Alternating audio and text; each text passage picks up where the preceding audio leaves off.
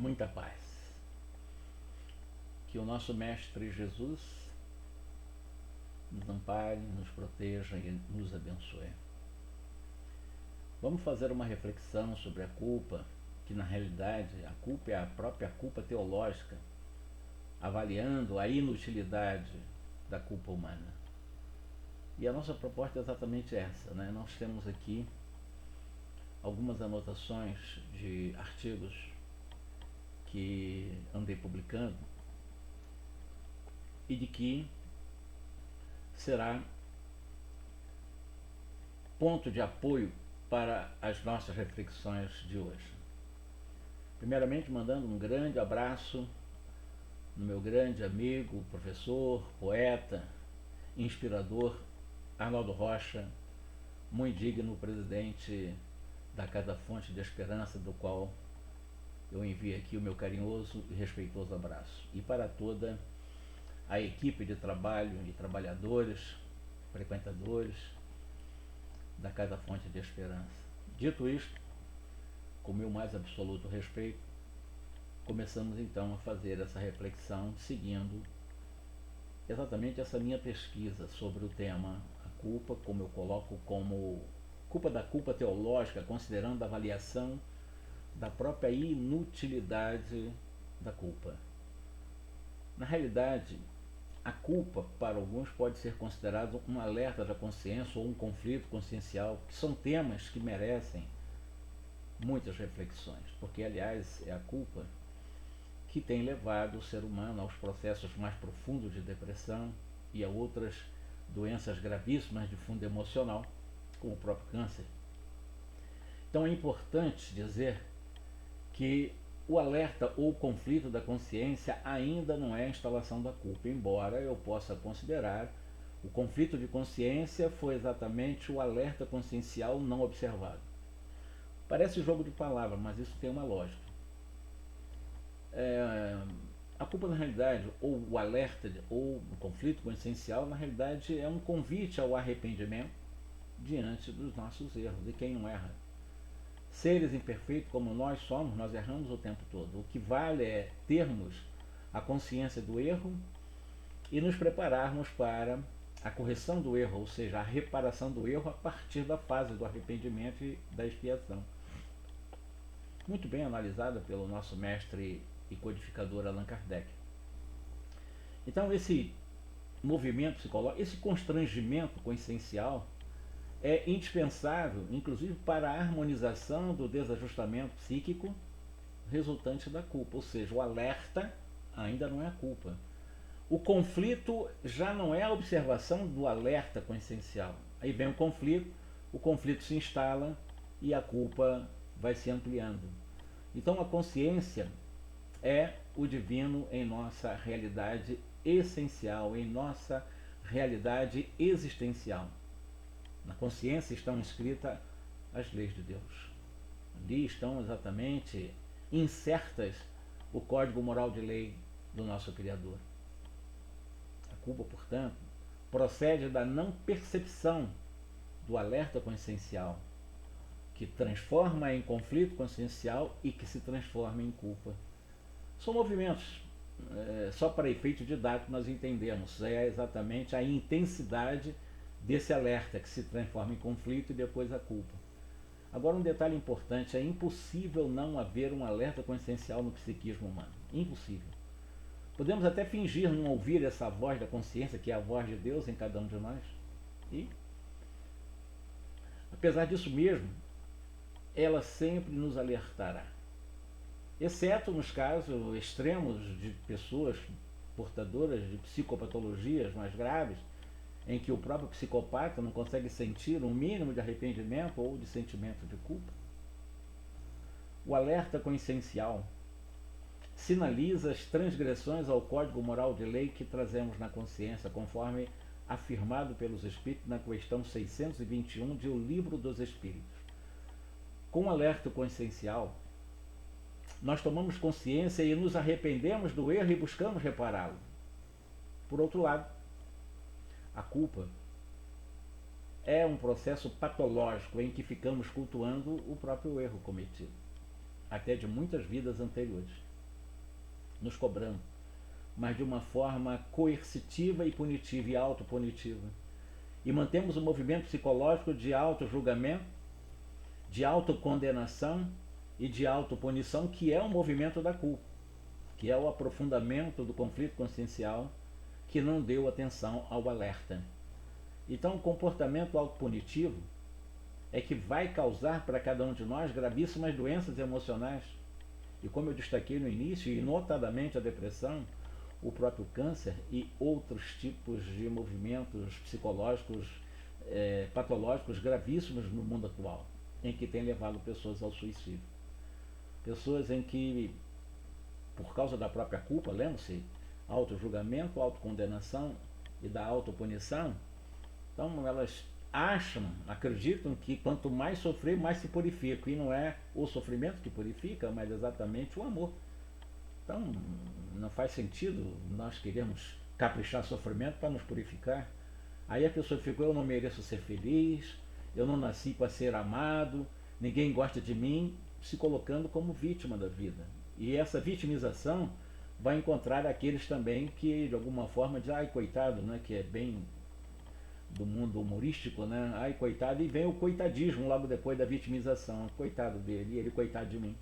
E ficamos nessa mendicância, né, da atenção, da suposta piedade alheia, numa visão totalmente tacanha por causa da culpa, em um processo autopunitivo. Aqui, de alguma forma, se manifesta um comportamento autopunitivo de complicar o tratamento psicológico e também espiritual, como consequência, né? Então, neste caso mais útil de autopunição, a culpa está punindo e está aprisionando, está algemando.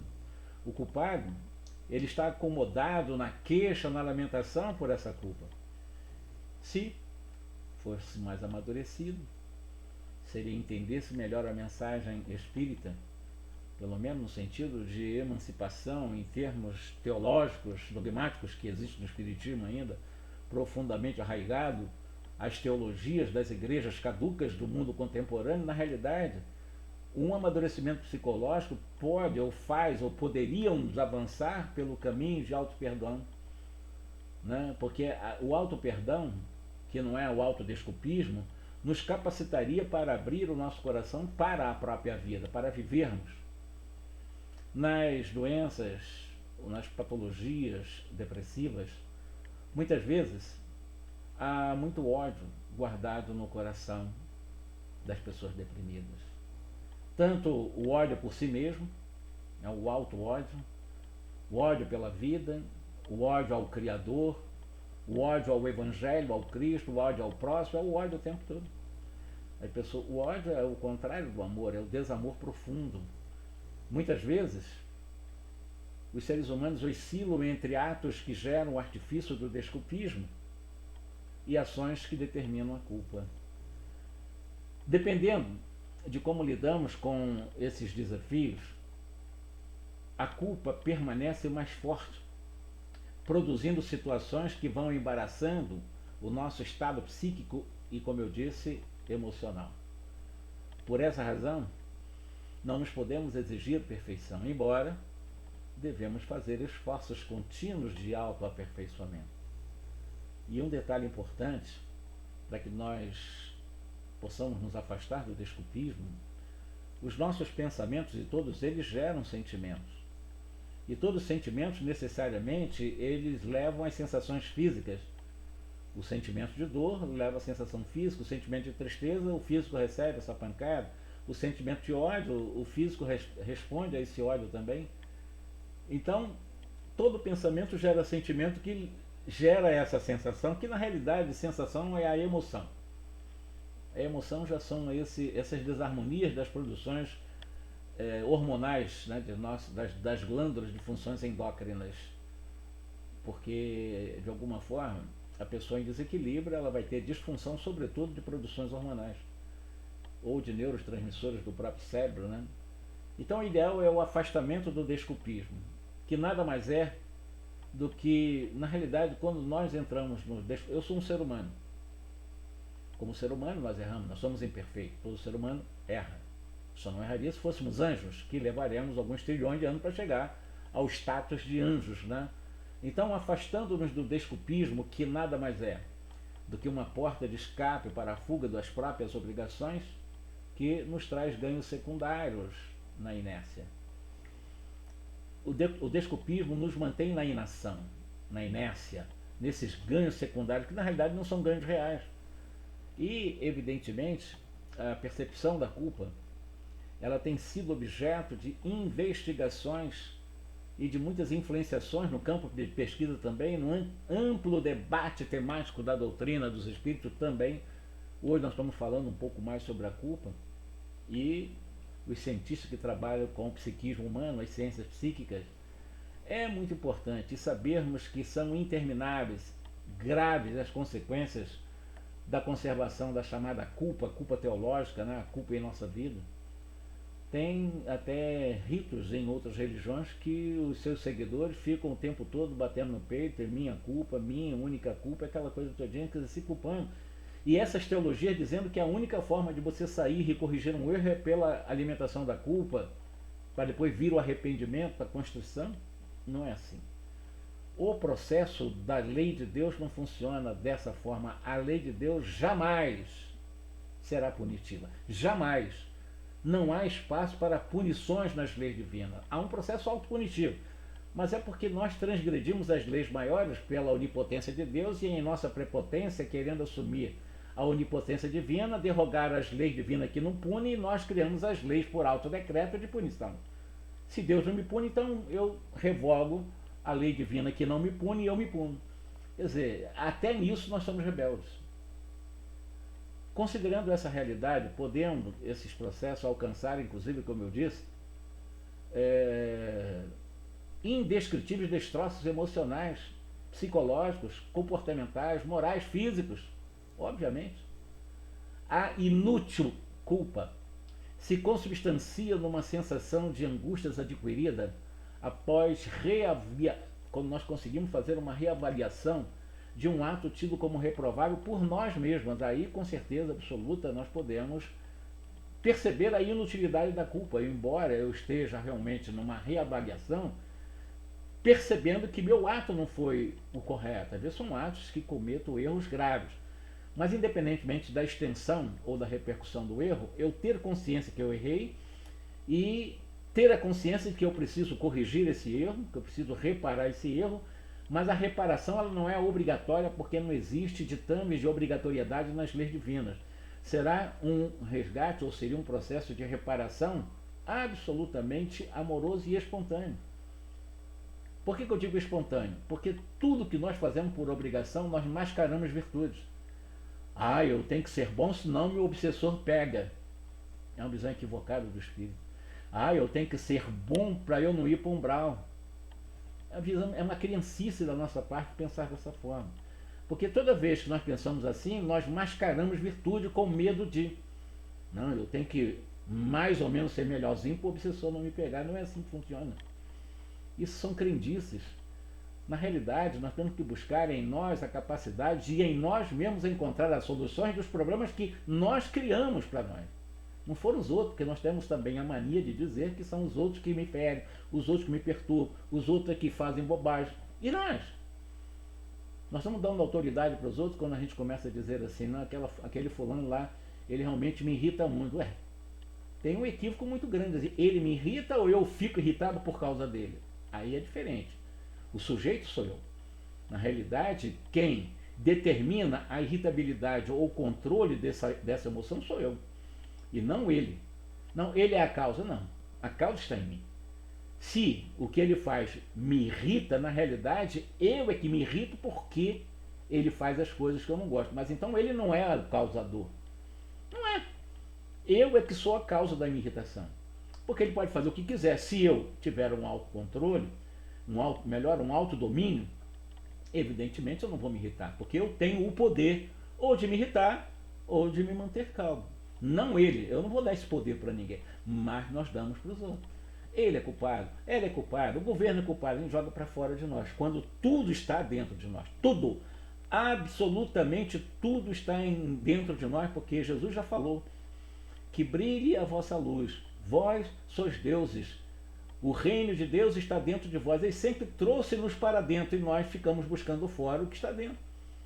Mas, fugindo dessa digressãozinha, a inútil culpa se consubstancia numa sensação de angústia adquirida após uma reavaliação, como eu disse, de um ato tido como reprovável, mas por nós mesmos. Ou seja, quando nós transgredimos as normas do código moral da nossa consciência, das diversas características da culpa, há aquela advinda de várias situações. Uma delas são aquelas pessoas que buscam a volúpia do prazer e pelo prazer e criam calos de culpa porque não foram ao máximo do prazer. Eu posso dar um exemplo.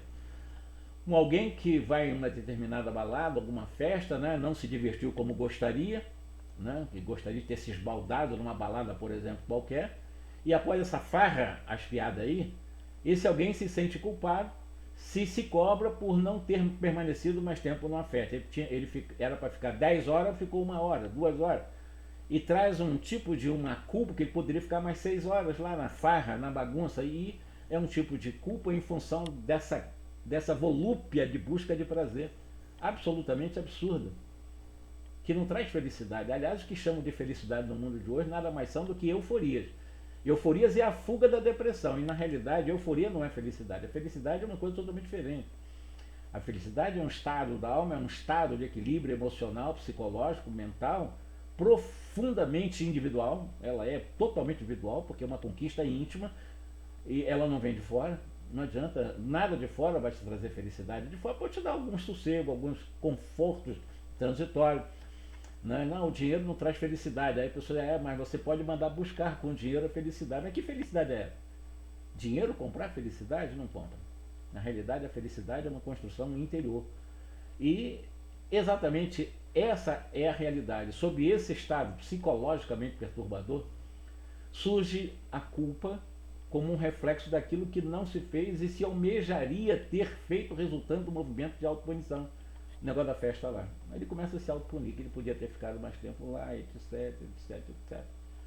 Sob o ponto de vista religioso, aí sim nós entramos dizendo que a culpa advém da transgressão de algo, aspas, proibido.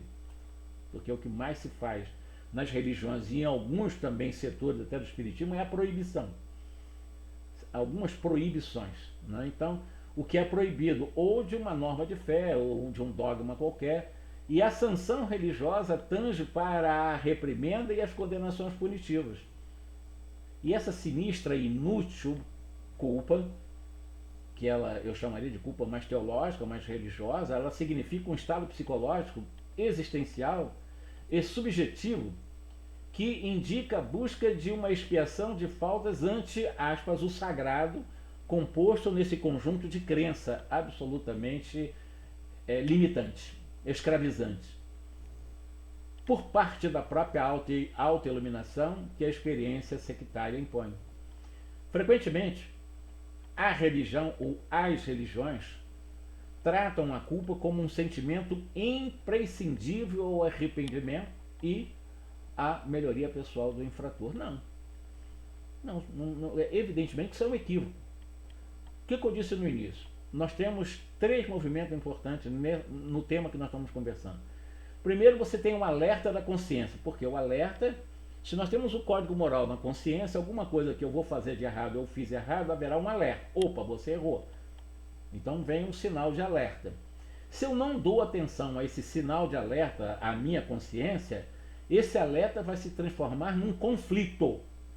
E todo conflito é meio traumático. Então o conflito já é exatamente uma intensificação maior desse alerta, ou seja, desse sentimento que nos traz uma certa angústia. E se eu não dou atenção a esse conflito, que já é mais intenso do que o próprio alerta, é transformado em culpa. Então esse é o processo, e não acharmos que o arrependimento seria resultante da culpa, não. O arrependimento, ele já pode ser e deve ser, dentro da lei do dever, conforme consta no Evangelho, a lei do dever. O que é o dever?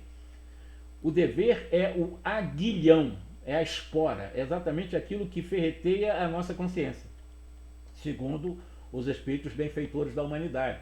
Então, se o dever é o aguilhão da consciência e ao mesmo tempo é o guardião de nossa probidade interior, e que vai dizer que eu devo exatamente dar atenção a que eu estou transgredindo o código moral de lei da minha consciência. É o alerta. O dever me leva a responder ao alerta de consciência através do arrependimento, da expiação e da reparação. São três movimentos que começam num alerta, não necessariamente deixar chegar ao conflito e depois a culpa. Então nós temos alguns movimentos psicológicos para trabalhar, basta você se conhecer.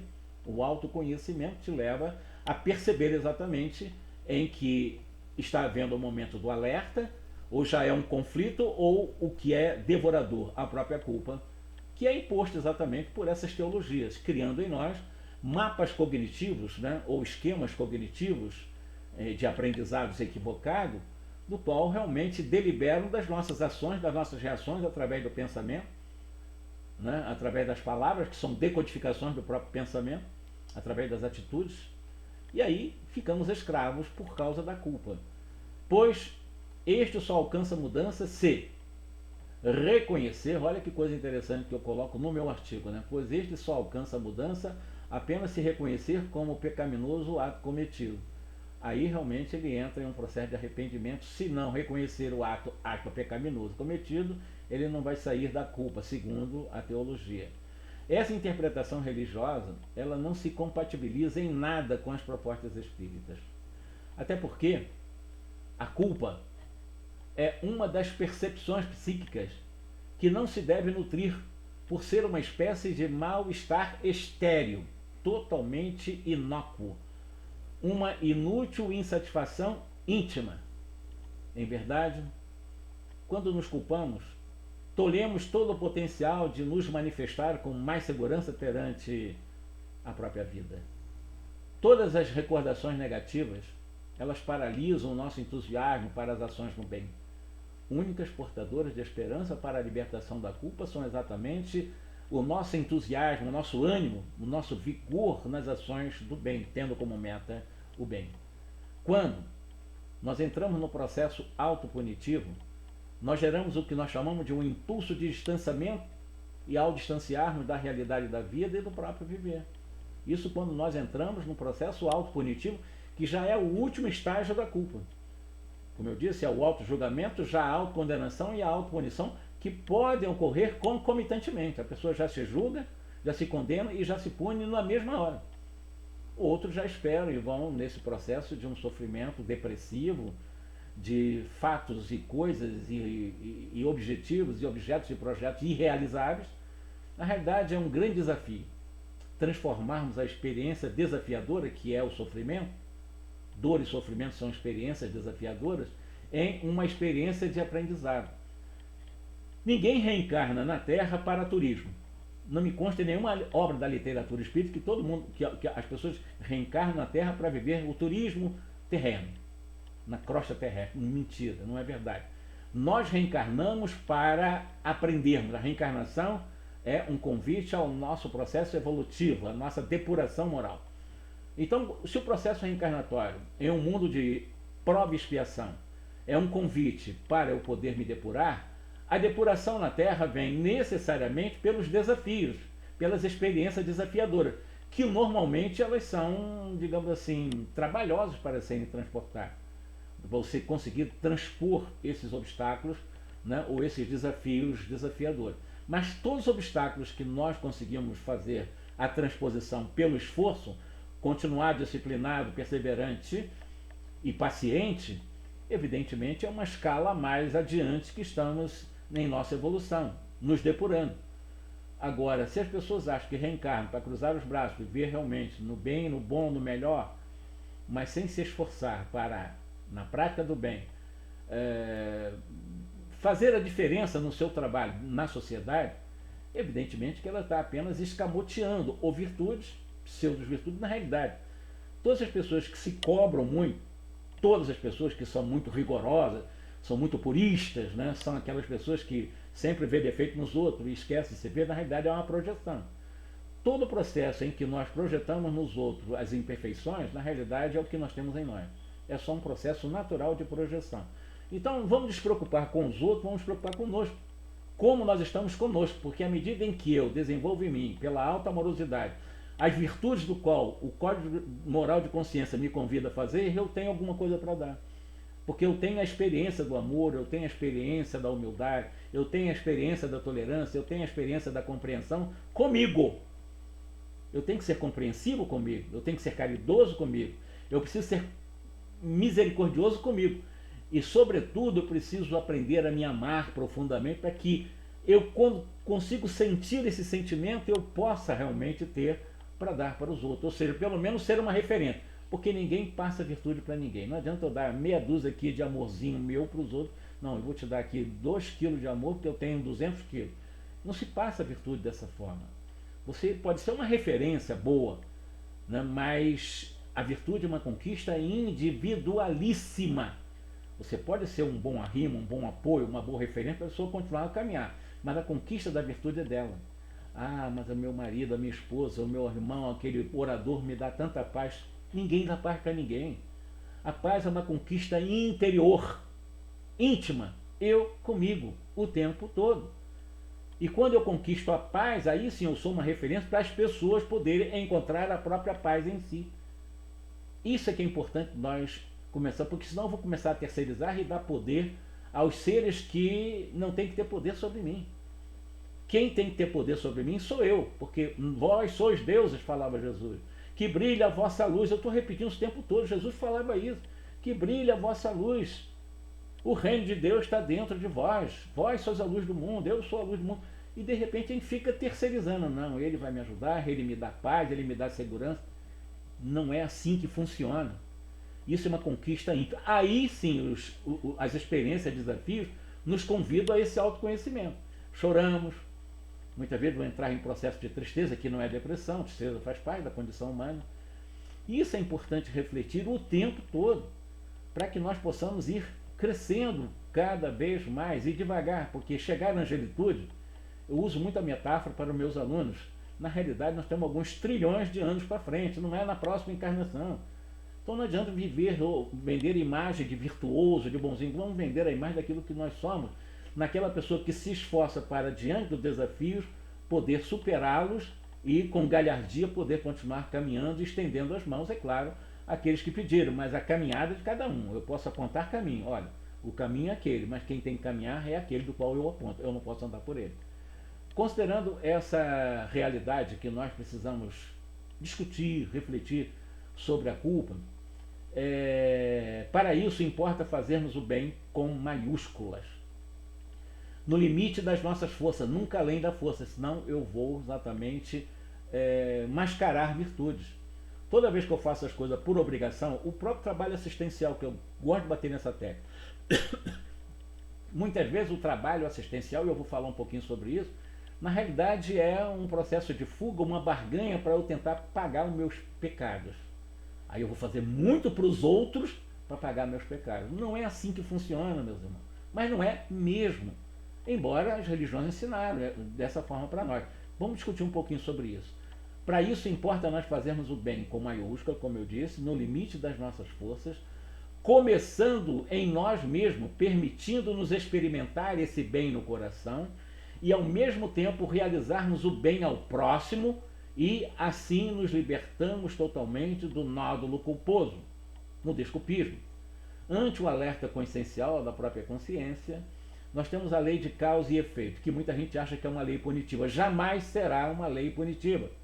E nem é a lei de ação e reação, porque não existe lei de ação e reação, porque a lei de ação e reação ela não é moral, é uma das leis da física, de Newton. A lei de ação e reação é matemática, agora a lei de causa e efeito é uma lei moral, é diferente. Que essa matemática que não, você matou tem que morrer, né? Você cegou tem que ficar cego. Isso não funciona assim. Esse olho por olho, dente por dente não funciona assim dentro da lei da reencarnação. Porque dentro da lei de causa e efeito existe a lei de misericórdia, que é do esquecimento. Então não importa, o negócio que eu matei necessariamente tem que correr, não. Eu matei, numa próxima encarnação eu posso dar vidas e não precisa dar a mim. Eu posso realmente ser um cientista, buscar, pesquisar em nome da ciência e descobrir remédios para salvar vidas. Então eu não preciso morrer da mesma forma. Eu posso ter matado muito. Então a lei é uma lei moral. Causa e efeito é uma lei moral. Ação e reação é essa talião. Matou, tem que morrer. Isso são condições primárias da nossa visão de ver o Espiritismo. Não é assim que funciona. E não é assim que o Espiritismo ensina. Pelo menos o verdadeiro o Espiritismo compreendido como deve ser compreendido, porque o Espiritismo é uma nova revelação, e não ficar preso ainda ao teologismo arcaico, tacanho e escravizante, que limitam as nossas crenças, né? Então, no desculpismo, ante esse alerta de consciência, essa lei funciona. Na realidade, a lei de causa e efeito, ela funciona para que nós nos protejamos de nós. A lei de causa e efeito, dentro da lei de misericórdia, que está dentro da lei de causa e efeito, que é o esquecimento do passado, e tem gente que quer lembrar o tempo todo, querendo transgredir a própria lei do esquecimento. Então, a lei, ela funciona para que nós nos protejamos de nós, é o tempo todo. Ela funciona para eu me proteger de mim. Como assim? Ela mostra que todas as vezes que eu faço uma escolha errada, vai me trazer alguma coisa desagradável, uma coisa infeliz, em que eu preciso reparar. Aí eu vou começando, bom, aquilo eu não vou fazer mais, porque isso me traz esse resultado, então vou fazer dessa outra forma para dar um outro resultado. E é assim que a lei funciona, a de causa e efeito funciona a nosso favor o tempo todo. Nunca, jamais, como lei punitiva. Não há espaço para punições nas leis divinas. Ante a lei de causalidade, a colheita é derivada ou deriva da semeadura, sem qualquer expressão castradoras ou fatalista para a reparação. É o que eu estou dizendo aqui agora. Ante a lei de causalidade, a colheita deriva sim da semeadura, mas sem qualquer expressão castradora. Olho por olho, dente por dente, que é uma lei de Italião, não tem nada a ver com o que o Espiritismo ensina. É claro que existe realmente todo um processo de resgate necessário, programado, e as provas são escolhidas por nós mesmos, né? Então, mas não existe essa fatalidade para o processo de reparação. Porque Deus nos convida pelo amor para a reparação e não por obrigatoriedade. O alerta da consciência, por exemplo, bem absorvido, transforma-se em um componente responsável, como eu disse, na gradação dos erros que nós cometemos. Mas se nós ignoramos, nós ruímos no desculpismo ou rechaçamos a responsabilização do nosso erro, o que vai acontecer? O desculpismo acaba realmente sendo uma postura profundamente irresponsável perante nós mesmos. Uma responsabilidade eu comigo mesmo, eu estou sendo pouco inteligente. Então, o negligente, quem é o negligente? É aquele desculpista, tá? O tempo todo se desculpando, é um ser humano, erra, o ser humano erra, e fica o tempo todo dizendo, porque o ser humano erra, não. Na realidade, a gente poderia até pensar, né? Eu sou homem porque erro ou erro porque sou homem? Né? Como é que nós poderíamos entender isso? Na realidade, eu erro porque sou homem? Porque eu sou um ser humano? Não. Eu sou um ser humano porque ainda erro, porque se eu não errasse já seria anjo. Então, a frase é totalmente diferente, não é essa que as pessoas costumam utilizar. Então, na realidade, o que é que nós podemos parar para pensar, né? Para mostrar que é contraproducente raciocinar de que a negligência, né, realmente, de que um ser humano pode errar. Não é assim. O ser humano erra. Pode errar porque é a lei de liberdade. Não deve errar porque é a lei de dever, mas erramos porque somos imperfeitos. É muito natural que na imperfeição nós acertemos e erremos. Quando eu vou ampliando a minha capacidade, o meu esquema de aprendizado, que é o cognitivo, à medida em que nós vamos ampliando por liberdade, que é o meu livre-arbítrio, eu vou vendo o que realmente vai dar certo, o que não vai dar certo. Deus sempre respeitando a minha liberdade, e eu vou realmente aferindo, porque mesmo o ser humano mais vil, mais inferior, na mais absoluta negritude, por muito tempo aí nessas condições, exemplo, um Adolf Hitler, um Mussolini, um Gengis Khan da vida, um Tamerlão da vida, esses grandes vorazes sanguinários que a sociedade, a história mostra, esses seres humanos têm amor no coração também.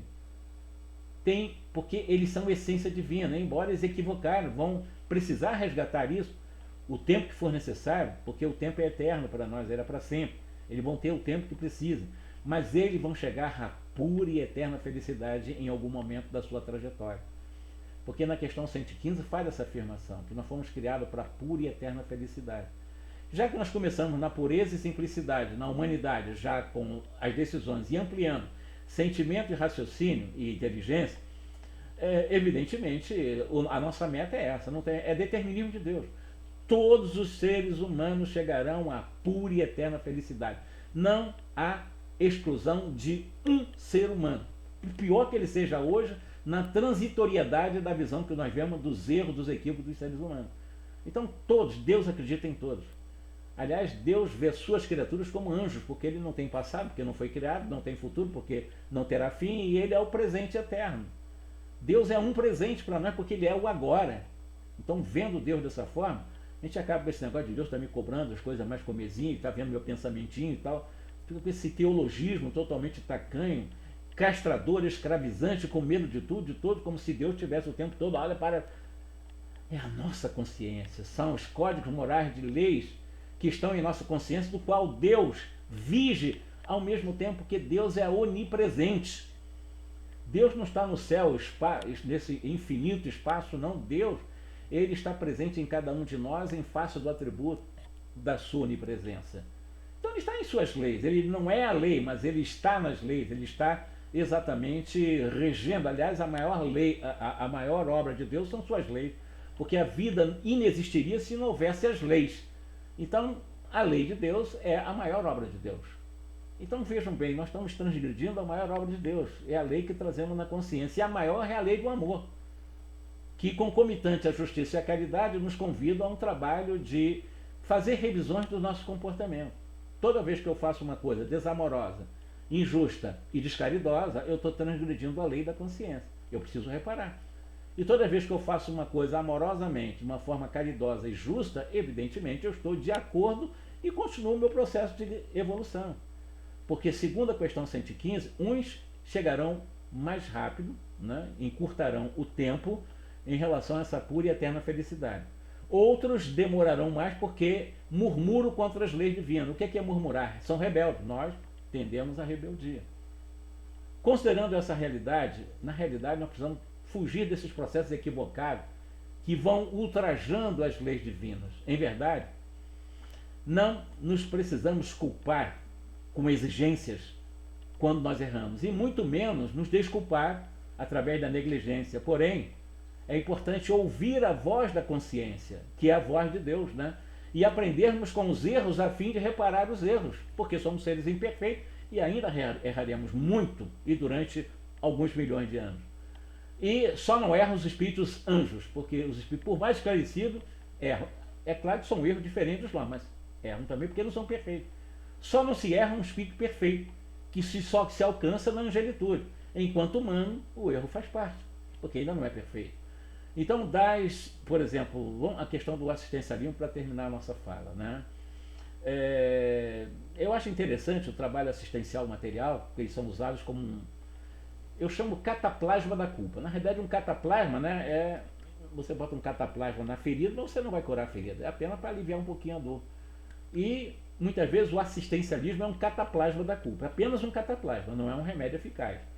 É verdade que entre as diferentes peculiaridades da culpa, ainda há aquelas cedidas ou sucedidas, né, naqueles trabalhadores que avidamente mergulham nos assistencialismos. São confrades de consciência pesada, aspiada aí, né, que ambicionam consolidar a beneficência visando antes anestesiarem a própria culpa. Isso acontece no mundo subconsciente, tá? A gente faz isso, às vezes nem dá conta que está fazendo, mas subconscientemente está funcionando dessa forma. Nós estamos tentando fazer uma barganha com Deus com um trabalho assistencial. Na realidade, estão tentando barganhar com Deus a fim de se livrarem dessa ansiedade mental. De certo, isso é uma prática espontânea, porém, em muitos casos, contraproducente. É claro que é extremamente importante o trabalho assistencial, mas precisamos saber e perceber os porquês estamos fazendo isso.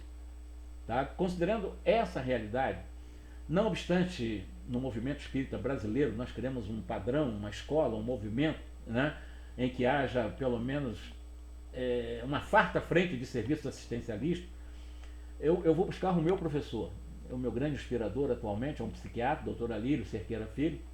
Ele é o coordenador de um projeto extraordinário lá na Federação Espírita do Estado de Mato Grosso. E ele tem alguns arrazoados interessantes em relação ao que eu estou falando agora, né? Que muitos fazem o assistencialismo sem uma real consciência da necessidade social dos desprovidos, segundo ele. Em verdade, trabalham, laboram caritativamente aspiados sob as algemas da consciência culposa e arriscam disfarçar para si mesmos os robóticos exercícios de altruísmo.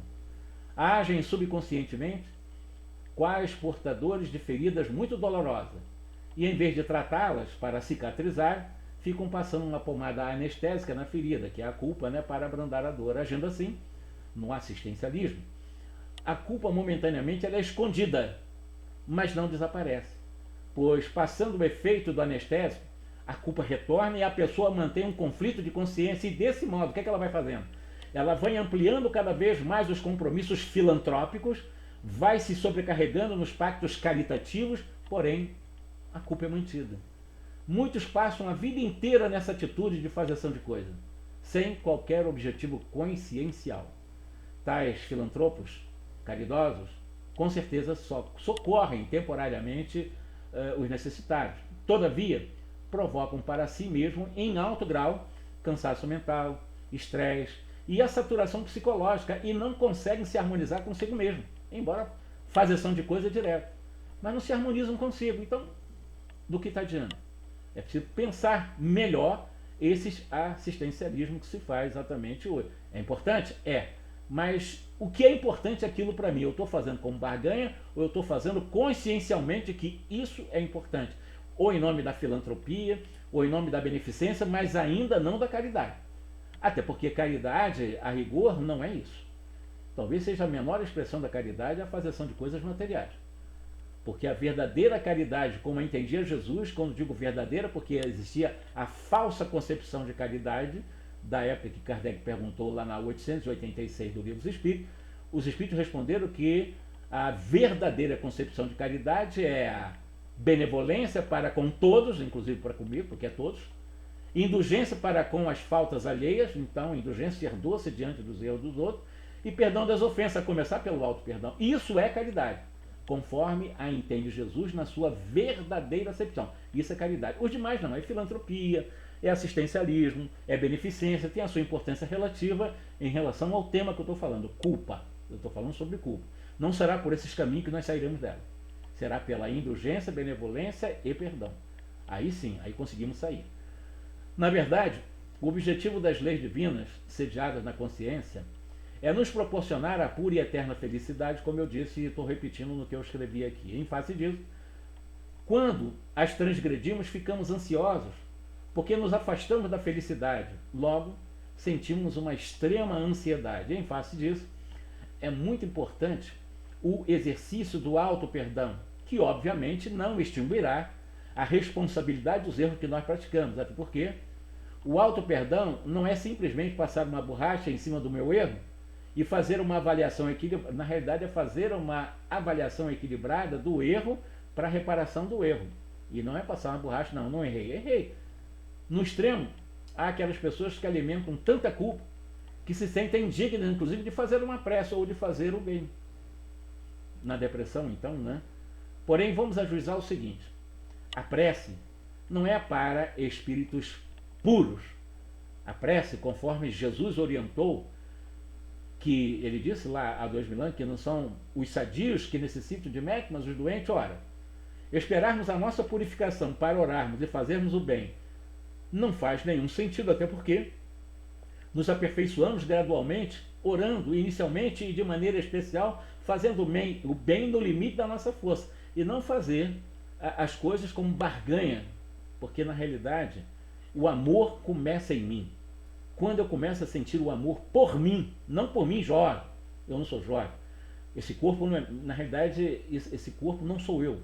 Eu sou muito mais do que um corpo, eu sou muito mais do que um nome, eu sou muito mais do que um CPF, eu sou muito mais do que um RG, eu sou muito mais do que o meu pensamento, eu sou muito mais do que o meu sentimento, porque eu sou essência. O Allan Kardec perguntou aos espíritos o que é o espírito, e os benfeitores responderam que o espírito é uma centelha divina. Que o espírito é uma chama divina. Nós, então, somos centelhas. Nós somos essência divina.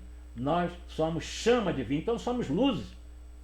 Por isso que Jesus falou que brilha essa luz, que nós já somos.